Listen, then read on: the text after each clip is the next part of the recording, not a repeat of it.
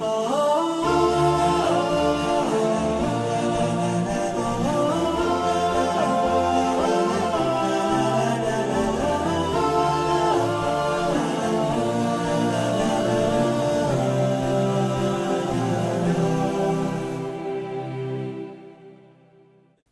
nderuar miq, selamu aleikum. Takohemi bashkë sot në emisionin ton Logjika e Besuarit për të diskutuar me Hoxhën për një tjetër temë. Si gjithmonë me mua në studio është i ftuar Hoxha i nderuar Mustafa Terniqi. Selam aleikum Hoxhë, mirë se erdhën në studio. Wa alaikumus salam wa rahmatullahi wa barakatuh, mirë se vjen. Atëherë Hoxhë, sot do të flasim për mënyrën se si u ruajt Kurani. Dhe për ta filluar do të citojmë ndoshta një ajet. Ne dim Hoxhë se Allahu thot në Kur'an, ne e zbritëm Kur'anin dhe ne do ta ruajmë atë. Atëherë, për ta filluar do doja një arsyetim logjik pse Allahu e bën këtë premtim, domethënë pse duhet të ruhet Kur'ani, ndërkohë që kjo veçori nuk është për librat e tjerë. Bismillahirrahmanirrahim. Alhamdulillah. Wassalatu wassalamu ala rasulillah wa ba'd. Të gjitha falënderimet janë vetëm për Allahun xhalla xhelalu, krijuesin dhe furnizuesin ton. Salavatet e dërgojmë pejgamberit Muhammed alayhi salatu wassalam, paqja dhe shpëtimi i Allahut qofshin për familjen e ndershme të profetit, për shokët e tij besnik dhe për gjithë ata që ndjekin rrugën e tyre deri në ditën e gjykimit. Është vërtet që Allahu i Madhërisëm në Kur'an thot inna nahnu nazzalna dhikra wa inna lahu lahafidhun, vërtet ne zbritëm për kujtimin, pra bëhet fjalë për shpallën hyjnore dhe ne do ta ruajmë atë. Dhe shpalla hyjnore drejt për drejt si fjalë e Zotit është pikërisht Kur'ani famëlar. Mirë po, le t'i kthejmë pyetjes ku thuhet që një arsyetim logjik, domethënë siç përmendet, pse Kurani duhet të ruhet? Pse do të ketë këtë veçori ndryshe nga librat e tjerë, apo jo, nëse është kjo? Po, kjo është. Pse Kurani domethënë do të ketë këtë lloj karakteristike kundrejt librave të tjerë? Ne faktikisht i kemi përmendur më përpara që Allahu i Madhërisëm nuk ka garantuar ruajtjen e librave të tjerë hyjnor të zbritur përpara Kuranit për vetë faktin se ato janë zbritur për një kohë të caktuar, për një popull të caktuar, në një vend të caktuar dhe përrjedhoi duke qenë se shpallët hyjnore nuk ishin të përfunduara, por do të vinte një kohë më pas, do të zbriste një shpallje tjetër hyjnore, pastaj më pas një shpallje tjetër hyjnore, do të thotë që është fuqizuese për shpalljet e mëparshme, jo që fuqizuese nga ana parimore. Legjislacioni që fuqizohet me një legjislacion të ri, kurse ana parimore është pa ajo që Zoti është krijuesi, vetëm atë duhet të adhurojmë dhe vetëm prej tij ndihmën kërkojmë. Kurse me zbritjen e Kur'anit, duke qenë se Allahu xhelle xhelalu i vulosi të gjitha shpalljet hyjnore të mëparshme me librin e fundit hyjnor, që është Kur'ani famëlar, dhe përrjedhoi, pra nuk do të zbriste më shpallje hyjnore më pas, dhe kjo do të vazhdonte deri në ditën e gjykimit. Kjo është garancia e plot, kjo është garancia e qartë që Allahu i Madhërisëm jep për të ruajtur Kur'anin. Që do të thot me fjalë të tjera, a ka mundësi që Allahu i Madhërisëm nga zbritja e Kuranit e deri në ditën e gjykimit tu kërkoj vazhdimisht njerëzve, ejani në rrugën e drejtë, kuptojeni fjalën e Zotit, mësojeni fjalën e Zotit, veproni sipas asaj fjale të Zotit që është zbritur tek ju, ndërkohë që Kurani do ishte i ndryshuar? Kjo është paradoks, është kontradikt. Arsye shëndosh arrin të kuptoj që Allahu i Madhërisëm garanton ruajtjen e librit të tij përderisa i njëjti libër, përderisa me të njëjtin libër Allahu i Madhërisëm do të ftojë njerëzit, mbar njerëzimin deri në ditën e gjykimit. Kjo është rruga e vërtetë. Nuk ka mundësi. Hajde në rrugën e vërtetë, por nuk e di tani se kjo rruga është kjo apo rruga tjetër. Është kjo fleta apo fleta tjetër? Janë këto ajetet apo ato ajetet e tjera? Janë këto urdhrat apo ato urdhrat e tjera? Pra është paradoks që nuk e pranon logjika e shëndosh. Pra, nëse nuk ka një garanci se është ruajtur apo jo Kurani, atë nuk mundet që ta pranojmë këtë. Po jo. Nuk është e pamundur. Është e pamundur. Dhe Allahu xhelle xhelalu jep garanci. Ne përmendëm ajetin, siç përmendet dhe ju, që ne ne zbritëm Kur'anin dhe ne do ta ruajmë atë për kujtimin ka ardhur, domethënë specifikisht në ajetin kuranor. Mirë po, kjo është diçka me fjalë më tepër që u vlen besimtarve, më tepër që u vlen praktikantëve, më tepër që u vlen frekuentuesve të xhamiave, të ndryshme dhe ndoshta njerëzit të cilët akoma nuk e kanë parasysh mesazhin hynor, shpalljen hynore të bazat e Islamit dhe kështu me radhë, ata kërkojnë dhe arsyetime logjike. Arsyetimi logjik është fare i thjeshtë, është fare i qartë. Zoti nuk të fton në diçka dhe ajo diçka nuk ekziston siç duhet. Duhet të jetë e ruajtur, pastaj Zoti fton aty. Pra, nëse ne jemi të bindur, domethënë se Kurani është ruajtur, i pandryshuar, a mundet që të vërtetohet se Kurani është një libër i pandryshuar deri në ditët e sotme, që kur ai është zbritur? Shiko, ne mund të bëjmë edhe pyetjen tjetër. Vërteto që Kurani është i ndryshuar. Pra, ata të cilët kanë dyshime, le të sjellin në cilat forma, le të sjellin versionet. Pra, ky është Kurani sipas versionit A, ky është Kurani sipas versionit B, ky është Kurani sipas versionit C, ky është Kurani sipas filanit dhe fistekut. A ka gjëra të tilla? Nuk ka. Pra, duhet shikojmë me vëmendje që Kurani është i ndryshuar, në rregull. Pse u ndryshua? Kur u ndryshua? Çfarë u ndryshua? Kush ishin ata që ndryshuan? Të gjitha këto duan përgjigje. Nëse janë thjesht pyetje dhe nuk kanë përgjigje, nuk kanë fakte, atëherë pyetja është e kundërt. Vërtetoje që Kurani është i ndryshuar? Nuk e vërtetojnë dot. Nuk e vërtetojnë dot shkencërisht. Nuk e vërtetojnë dot në të gjitha format. Pse? Sepse Kurani është ruajtur në formën më të mirë të mundshme që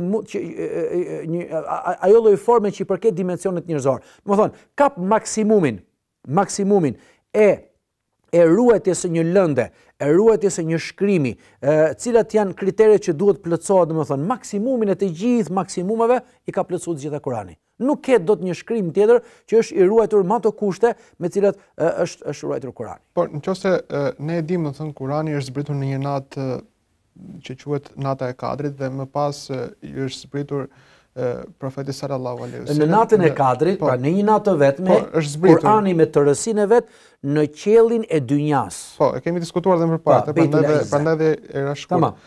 Ndërkohë që për më shumë se 20 vjet është zbritur çdo ajet i Kuranit. Por nëse do të ndalemi tek kjo pjesë, është shumë e rëndësishme që ne diskutojmë a është si ndodhi në fillim, a është shkruar Kurani kur zbriti, a është memorizuar, pra si ka ndodhur ruajtja e Kuranit në fillimet e tij, kur ai është zbritur.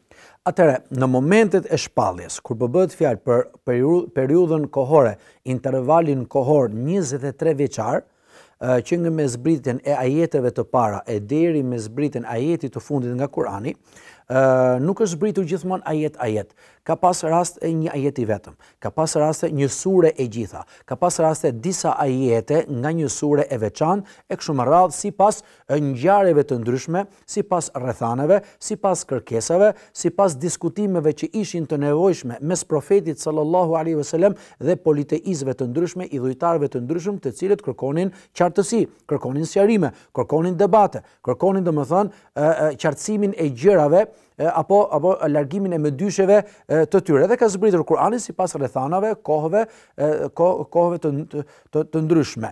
Menjëherë, sa për Xhibrili alayhi salam i zbret ajete të ndryshme kuranore, Muhamedit alayhi salatu wasalam, ai e memorizon përmendesh, andaj dhe nuk ka ardhur Kurani i tëri menjëherë. Përse?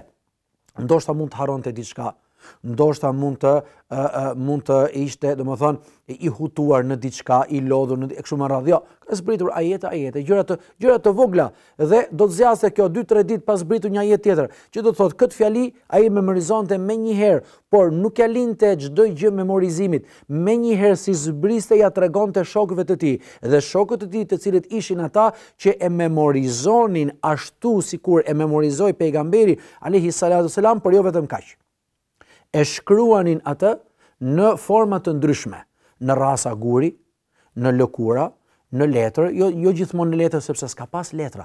Mirë po, e rëndësishme është që Kurani është shkruar. Pra, domethënë, ato ajete, ato sure, sa do të shkurtra që ishin, shkruheshin dhe ruheshin. Dhe është e çuditshme që secili sahab që e shkronte me vete, e mbante në shtëpinë e tij. Pejgamberi alayhi salatu selam në këtë kohë, në fillimet e shkrimeve të Kuranit, u kishte ndaluar sahabëve të nderuar, shokëve të tij, muslimanëve të asaj kohe, që të shkruanin dhe hadithet profetike. Në mënyrë që me kalimin e kohës mos përzihen bashkë dhe do të fillonte dyshimi që kjo fjala është ajet nga fjala e Zotit apo është thënie nga thënia e pejgamberit alayhi salatu wasalam. Pra, edhe pse ka dallim të madh fjala e Zotit nga fjala e pejgamberit alayhi salatu wasalam, por ka njerëz që ndoshta mund të themi domethënë nga dashuria e tepërt, nga fanatizmi e kështu me radhë, nuk bënin më dallime, është ajet apo është hadith. Jo, e ndaloi pejgamberi alayhi salatu wasalam. Ajo që do shkruaj do ishte vetëm Kurani. Kurse hadithet profetike, si është e nevojshme, mund të qarkullonin domethënë në formën e ekzekutimit dhe veprimit të atyre urdhrave. Për shembull, pejgamberi alayhi salatu wasalam thotë, do merrni abdes në këtë lloj forme, edhe vetë merrte abdes. Nuk ishte më nevojshme që të shkruaj kjo fjalë. E nevojshme të domosdoshme. Pa, ishte shkruaj, ato e vepronin ata, por duhet të shkruaj Kurani i Kerim. Hoxh, kemi dëgjuar se Kurani është shkruar shumë kohë pas vdekjes pejgamberit. I bie diku tek 60-70 vjeç, 70 vjeç me sa ne kemi dëgjuar. Por a nuk është e mundur që për një periudhë të tillë kohore, se nuk janë pak 60-70 vjet, të ketë ndryshuar diçka, qoftë edhe pa dashje, apo diku të ketë shpëtuar diçka? Shiko, në radhë të parë nuk është e vërtet që Kurani është shkruar 60, 70, 80, apo siç thënë shumë prej orientalistëve, një kohë të gjatë mas vdekjes profetit, dhe duke qenë se ka një periudhë kohe, një distancë të madhe, domethënë kohore, ku mundet të ketë ndryshuar diçka, siç përmendet qoftë gabimisht, qoftë pa dashje, këto janë vetëm dyshime. Në radhë të parë periudha e kohës nuk është e vërtetë. Kurani, siç përmendëm pak më parë, është shkruar menjëherë sapo ka zbritur. Duke qenë se Kurani nuk është zbritur me një herë të vetme, por për një periudhë kohore 23 vjeçare, do të thotë që për 23 vjet ato ajete, sikur një ajet i vetëm, sikur 3 ajetet e vetëm, sikur 5 rreshta, sikur 2 rreshta, sikur një sure e vetme, domethënë është shkruar në momentin që ka zbritur. Dhe këto shkrime për të parën herë i ka mbledhur Ebu Bekri me njëherë mas vdekjes së pejgamberit alayhi salatu wasalam. Sikur ke atë letrën që ke përpara, ke shkruar disa pyetje apo diçka që mund të kesh aty, shënimet e tua si gazetar, dhe domethënë me njëherë mas mbarimit ta quash të këtij emisioni, ajo letër nuk është bashkangjitur letrave të tjera për cilat ti ke bërë emisione të tjera, por janë të mbledhura diku aty, që do të thotë shënimi është. Shënimi ekziston, janë të mbledhur. Të gjitha shënimet, dikushi ti ke pas shënimet e tua, ai tjetri ka pas shënimet e veta. Dhe në kohën e Ebu Bekri vjen menjëherë mas vdekjes pejgamberit sallallahu alajhi wasallam si kalif, si i parë, si prijes i muslimanëve, si sundues, domethënë i pronave të muslimanëve, si themi i pronave të drejtkutimin, ai i cili menaxhon administratori, sultani, kryeministri, presidenti, kalifi, quaj si dush. Ebu Bekri ishte ai i cili i mblodhi për herë të parë. Dhe kjo shënon ruajtjen, vazhdimsinë e ruajtjes së Kuranit. Pra nuk është se pra i bie që të jetë diku te 2 ose 3 vjet ose 1 vit. Me njëherë mas vdekjes së pejgamberit, se Ebu Bekri ka jetuar shumë pak. Po, 3 vjet mbas nuk ka jetuar gjatë mas vdekjes pejgamberit. Që do të thotë, me njëherë mas vdekjes pejgamberit të bëhet mbledhja dhe tubimi i të gjitha shkresave ku ishte shkruar Kurani, kjo është pjesë e ruajtjes. Kjo është pjesë e originalitetit, kjo është pjesë e vërtetësisë, kjo është pjesë e dëshmisë, kjo është pjesë e faktit që nuk mundet dikush me thënë që na humbi një letër dhe e gjetëm mas 60 vjetëve. Na humbi një shkresë dhe e gjetëm mas 80 vjetëve. Na humbi një sure dhe na doli në pa dhe u shfaq mas 45 vjetëve. Jo, nuk ka fare kështu. Të gjitha këto sure i mblodhi Ebu Bekri në një vend të vetëm. Mos harrojmë që përveç kësaj, të gjitha ata njerëz të cilët ato shkresa, ato shkrime, ato flet, ato lëkura, ato rasa gurësh, të cilët ishin ruajtur me fjalë, janë tubuar të gjithë në një vend dhe ruheshin aty, ishin në të njëjtën kohë dhe memorizuar të tyre. Këndonin Kur'an, falnin namaz me të njëjtat sure të cilat kishin shkruar. Pra, nuk ishte e pamundur që nëse një shkresë do të humbte, edhe ne do ta gjenim më vonë. Ja ishte aty ajo shkresë. Jo vetëm kaq, por e njëjta shkresë çdo ditë lexohej me të njëjtën formë. Jo vetëm kaq, por dhe metoda e leximit ishte domethënë perfekte. Për shembull, nuk lejohet për shembull që ta lexoje Kur'anin atë Fatihan për shembull, Elhamdulillahi Rabbil Alamin Arrahmanir Rahim vendim, jo, Elhamdulillahi Rabbil Alamin Arrahmanir Rahim Maliki Yawmiddin. Ajet duke përdorur rregullat e tejvidit, rregullat e leximit, rregullat e recitimit, domethënë një mund ta quash domethënë një punë e madhe, një vigjilencë, një humbje energjive të mëdha për të ruajtur dhe për ta kënduar dhe për ta recituar një ajet të vetëm ashtu siç ishte, ashtu sikur u përcoll, ashtu sikur zbriti, ashtu sikur ishte shkruar. Nuk u mjaftun me kaq. Vjen Omeri radiallahu anhu, vazhdon khalifatin e tij derisa vdes Omeri, pastaj vjen khalifi i tretë Uthmani. Uthmani tani, të gjitha këto shkresa, të cilat ishin të tubuara më parë që në kohën e Ebu Bekrit, me njëherë mas vdekjes së pejgamberit, ashtu siç ishte, i përmblodhi në një libër të vetëm që u quajt Mushaf. Pra, surën Bakara e kishim ta zëmë në fjalë në disa shkresa. Surën Fatiha në një shkres, surën Rahman në një shkres, surë dhe ajetet të tjera në shkresa të tjera. Të gjitha këto sikur ishin tubuar më parë, Uthmani i mori siç ishin dhe i vendosi në një libër të vetëm. Dhe ai libër vetëm u quhet Mushaf. Dhe kjo ka ndodhur diku 15 vjet mas vdekjes së pejgamberit alayhi salatu wasalam. Pra, tubimi i Kuranit në shkrimet ku ishte ruajtur dhe shkruar, ka ndodhur më njëherë mas vdekjes së pejgamberit alayhi salatu wasalam. Nuk ka dyshime këtu. Domethënë nuk mund të nxjerrësh dot dyshime që ka humbur. Jo, aty ishin. Dhe Uthmani pastaj 15 vjet më pas, çfarë bëri? Të gjitha ato shkresa i përmblodhi në një kopje të vetme. Nga Fatihaja deri Kul a'udhu bi rabbin nas. Dhe këtë kopje e shumëfishoi në disa kopje të tjera dhe u ndau këto kopje, domethënë, kryeqendrave islame të asaj kohe. Çoi në Egjipt, çoi në Damask, çoi në Irak, çoi në Mekë, aty kishte kopjen e vet domethënë në Medinë, pastaj nga këto kopje u shumuan domethënë dhe kopjet e tjera ashtu siç ishte. Nuk ka më kuptim të thuhet, jo po 60 vjet më pas, jo po 80 vjet më pas, dhe duke qenë se kjo hapësirë kohore mund të ketë ndryshuar diçka apo jo. Kjo nuk ekziston në historinë islame. Pra kjo është diçka e stis ose më thuar 60-70 vjet është diçka që cila njeriu kur nuk të don dhe nuk të gjen dot se çfarë të metash ke, do filloj të dyshoj. Shiko, nuk po them që je i keq, po dyshoj që ti ke diçka. Në rregull, ti dyshon. Vërtetoj atë që dën. Në momentin që nuk e vërteton dot, atëherë mos flit. Ashtu i thonin pejgamberit alayhi salatu selam, ti je magjistar. Po ky magjistar, domethënë, nuk ka mundësi që ti hedh hi syve si sot populli të gjithë njerëzimit. Dhe ta duan njerëzit. Magjistari mund të bëjë probleme, por nuk është njëri i dashur tek njerëzit. Njerëzit e urrejnë. Te e duan njerëzit, i shkojnë pas, shkojnë dhe i binden atij. Është i çmendur, po jo nuk është i çmendur, si çmendur nuk vepron kështu.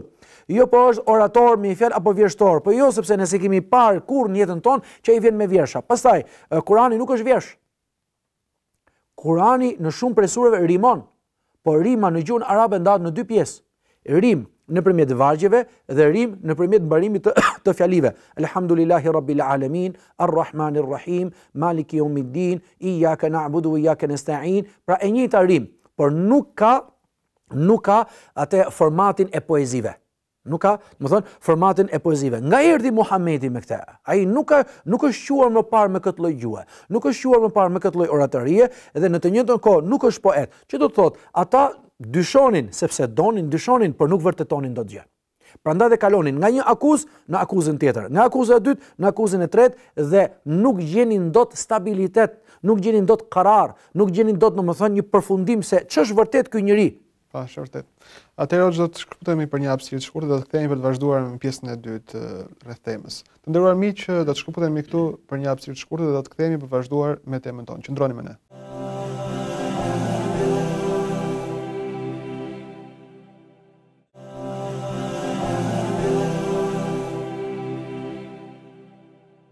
Të nderuar miq, jemi kthyer për të vazhduar me pjesën e dytë të emisionit.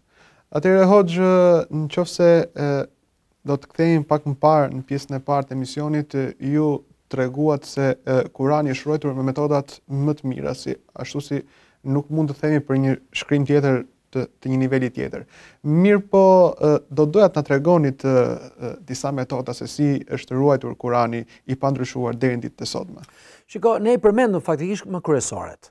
Thjesht për të hequr dyshimet, për të larguar dilemat e shumë prej njerëzve të cilët mendojnë se Kurani edhe mund të jetë i ndryshuar. Fjala edhe mund të jetë i ndryshuar do thotë për dobësinë e këtij mendimi. Kur të bish faktin, atëherë mendimi është i fortë. Momenti që edhe mundet, atëherë domethënë, mendimi është i dobët. Sidoqoftë, Kurani është tubuar për herë të parë në kohën e Abubekrit më njëherë pas vdekjes pejgamberit, sepse u shkruajt në kohën e Muhamedit sallallahu alaihi wasallam në shkresa të ndryshme. Të gjithë shkresat u mblodhen. Në kohën e Uthmanit radhiyallahu anhu, të gjitha këto shkresa të tubuara në kohën e Abubekrit, në kohën e Uthmanit u vendosën në një libër të vetëm. Ktu fillojnë dhe metodat. Metodat më specifike, më në detaje. Uthmani radhiyallahu anhu nuk u mjaftua vetëm me mbledhjen e shkresave. Pse? Ja ndoshta dikush i prej tyre e ka shkruar gabim.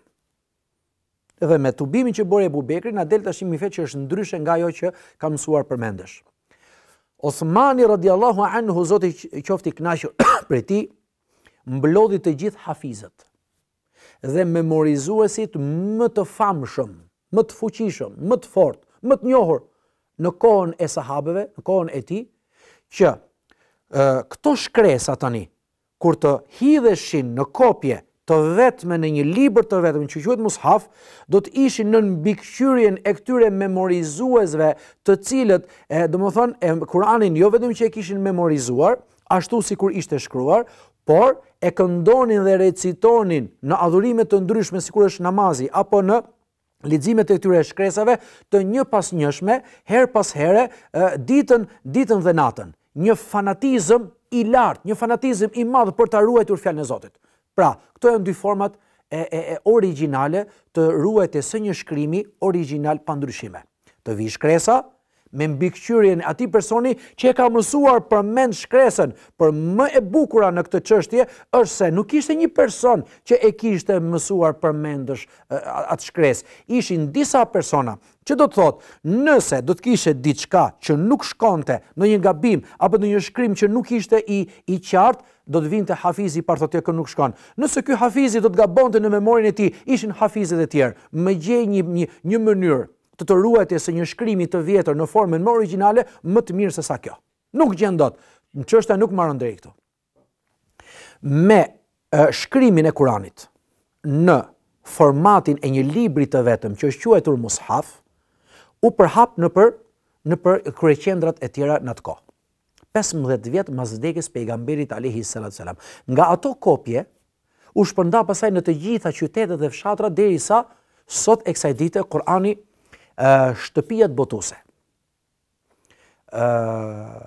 Botimet e Kuranit nuk mundet dot kush t'i numëroj.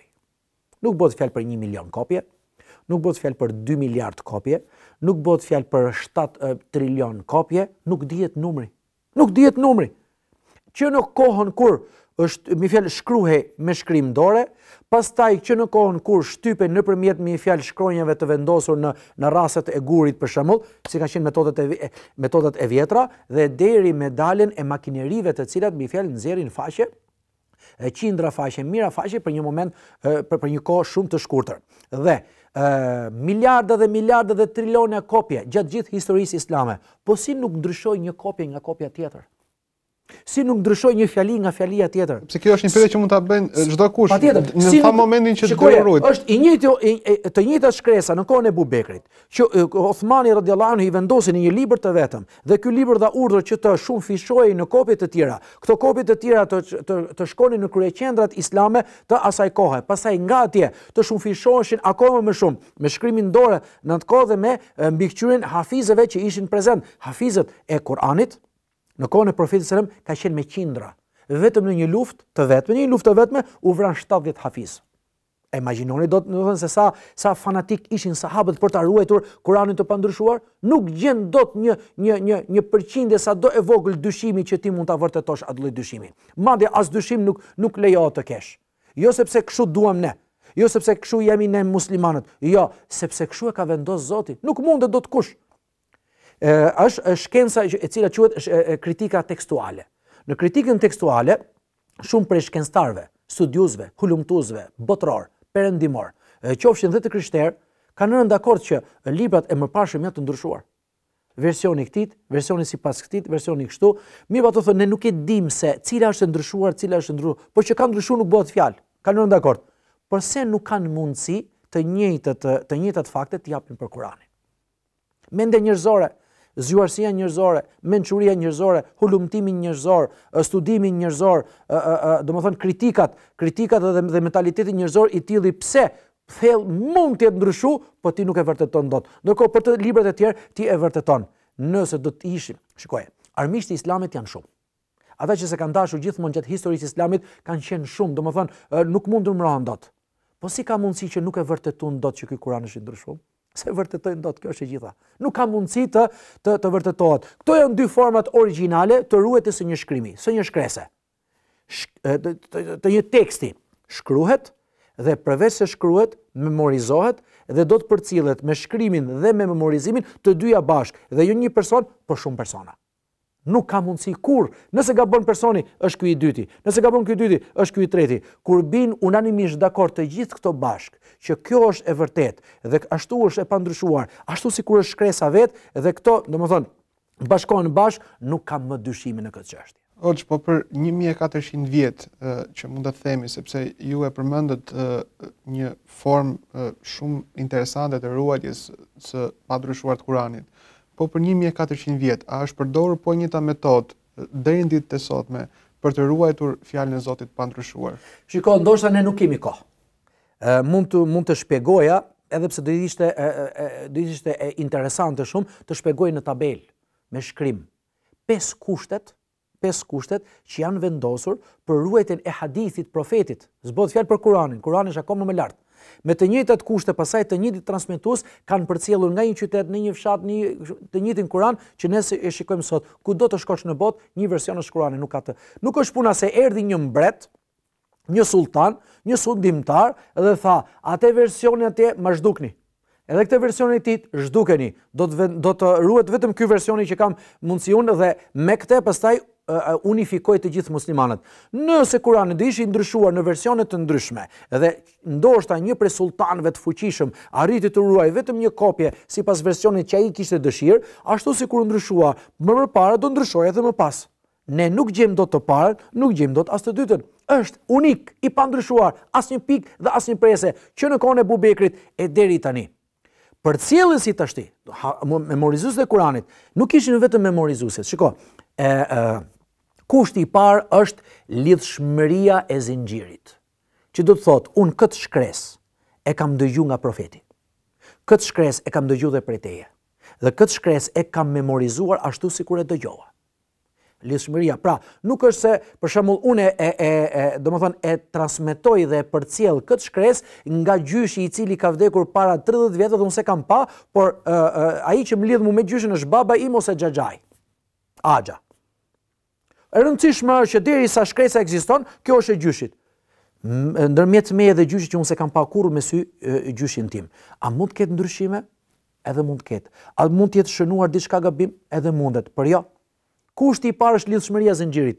Këtë që unë kam përcjellur e kam dëgjuar nga mësuesi im, mësuesi nga mësuesi vet. Unë e kam dëgjuar nga Bubekri, e Bubekri nga pejgamberi. Unë e kam dëgjuar nga Osmani, Osmani nga pejgamberi. Unë e kam dëgjuar nga Aliu, Aliu nga pejgamberi. Unë e kam dëgjuar nga Ubej ibn Kabi, Ubej ibn Kabi nga pejgamberi. E kam dëgjuar nga Abdullah ibn Mas'udi, Abdullah ibn Mas'udi nga pejgamberi. Të gjithë këto një sure të vetme që quhet Fatiha. Pra, për një ajet, për një sure të vetme nuk dëshmon një person, po dëshmojnë shumë persona. Dhe kjo quhet lidhshmëria e zinxhirit. Dhe jo lidhshmëri nga një individ tek një individ, por nga një grup në një grup. Me grupe nuk mundet dot kurrë që të gabojë dikushi, qoftë në shkresë, qoftë në memorizim. E para, e dyta, këta do të jenë besueshëm. Nëse shikohet që në jetën e tij personale, ky njeri merret me gjëra të ulta, kështë i shthur apo i degeneruar, apo është njëri gënjeshtar i cili gënjen, këtit nuk i lejohet të jetë në pjesën e ekipit shkrues. Kushti i dytë. Do të jetë i besueshëm në atë që thot. Nuk do të gënjej qoftë dhe një herë të vetme të shikohet ky person duke gënjy, ai përjashtohet më një herë, vin të tjerë. Kjo është një kusht shumë i fortë. Fillojnë kushtet njëra pas tjetrës, nuk ka mundësi kur të vi. Çfarë ndodh? Ndoshta ti je i besueshëm, por memorizimi yt nuk është aq më i fortë. Atëherë do merren vetëm ata që janë të përpikt dhe korrekt në memorizimin e tyre. Po si të dallojmë neve këtë? Pra, ky që reciton këtë sure është i njëjtë me recitimin e këtij personit të dytë, dhe ky i dyti i njëjtë me personin e tretë, dhe ky i treti i njëjtë me personin e katërt, dhe i gjithë grupi e recitojnë pa pasur asnjë dallim me njëri tjetrin. E merr vesh e bëhet? Pra nuk është një person nga gjyshi, nga nipi, jo, grup, mi fjalë, ne si grup nga hoxhallarët tanë, nga tabiinët, nga sahabët, nga pejgamberi sallallahu alajhi wasallam. E kështu me radhë. Dhe nëse kjo bëhet fjalë për hadithet, do të vinte dikush me memorien e tij sado i fortë jetë edhe mund gabojë ndonjëherë, nuk lejohet të vi i vetëm nëse vjen një grup tjetër dhe kundërshton, jo nuk është kështu, po është kështu. Kjo me Kur'anin s'ka ndodhur fare, por sikur të ndodhe që të vite një person të pretendonte diçka, ndryshe nga çka pretendojnë për shembull ta them 20 persona të tjerë, ai menjëherë konsiderohet i përjashtuar. Konsiderohet i përjashtuar, nuk ka mundësi. Pra, në të gjitha versionet është ruajtur besnikëria e lartë. Besnikëri në thënie dhe mendimet e tua, ti je i sinqert si njeri dhe duhet të vërtetohet sinqeriteti yt. Duhet të bëhet ajo që quhet ne sot skanim i një personi, ato e bënin skanimin e personit atë kohë që sikur një herë të vetme të vërtetojmë që ky person nga gënjy është i përjashtuar nga ekipi. Nuk ka këtu fare. Qoftë në hadithet e pejgamberit alayhi salatu selam, në Kur'anin pasaj ata kanë qenë domethënë akoma më të shtrënguar në këtë çështje. Më strikt, më korrekt, nuk të lenin fare. Memorizuesit më të mirë, adhuruesit më mirë, njerëzit më të sinqert kanë marrë pjesë që të futej këto shkresa të mbledhura, domethënë edhe sikur dikushit kishe gabuar, nuk e lejonin gabimin sepse memorizimi i tyre i një grupi të madh të hafizave ishte i njëjtë dhe kështu është përcjell brez pas brezi, shekull pas shekulli deri në ditët tona, kur nuk është ndryshuar për 1488 vjet nuk do ndryshoj deri në ditën e gjykimit. Hoxh, Allah të shpërblet për gjithçka që përsollët ditën e sotme në emision. Amin edhe ju, Allah ju nderoft. Të nderuar miq, ky ishte emisioni ynë për ditën e sotme, folëm për mënyrën se si është ruajtur Kurani deri në ditët tona. Shpresoj që të kemi përfituar sa më shumë nga këtë temë. Unë ju falenderoj që më ndoqët dhe ju le takim herën tjetër. Deri atëherë, selamu alejkum.